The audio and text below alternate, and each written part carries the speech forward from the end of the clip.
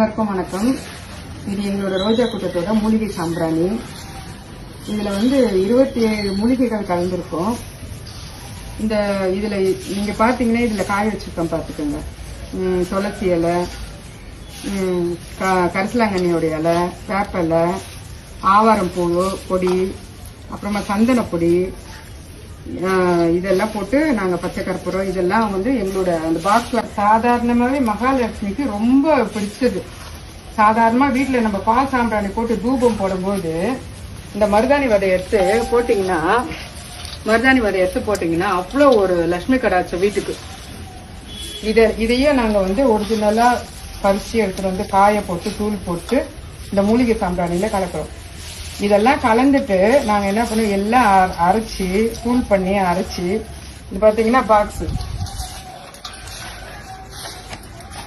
அந்த பாக்ஸ்ல பாத்தீங்கன்னா இந்த மாதிரி கப்பு சாம்பிராணி கப்பு வரும். இந்த கப்புல தூள் பண்ணி இந்த மாதிரி அரைச்சி வச்சிருவோம். எங்களோட ஒரு பாக்ஸ்ல 12 பீஸ் இருக்கும். 12 பீஸ் இருக்குது பாருங்க. இது எங்க SH மக்கள் செய்யறாங்க. இது நாங்க எங்களோட யூஸுக்கு போக நாங்க மீதி சேல்ஸ் பண்ணிட்டு இருக்கோம்.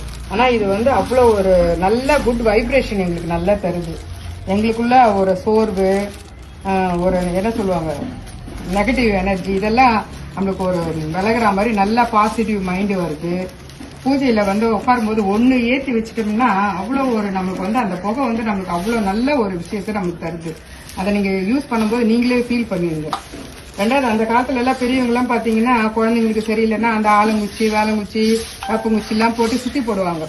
இப்ப எல்லாம் அதெல்லாம் யாரும் எந்த பெரியவங்களும் நம்ம அதெல்லாம் செய்ய மாட்டாங்க. ஆனா அதெல்லாம் தேவையே கிடையாது. இந்த பொடியை ஒண்ணு ஏற்றி நிலவாசப்பாடையில வச்சீங்கன்னா அந்த குழந்தைங்களுக்கு வர கண்திஷ்டி எல்லாம் போயிடும். அவ்வளவு அருமையான அந்த மூலிகைகள் அவ்வளவு அருமையா வேலை செய்ய. இந்த காலத்துல சும்மா சொல்ல மூலிகைகளுக்கு அவ்வளவு அருமையான சக்தி இருக்கு.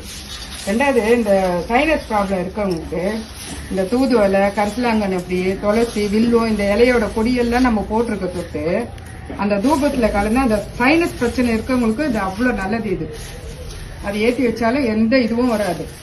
இன்னொரு விஷயம் பாத்தீங்கன்னா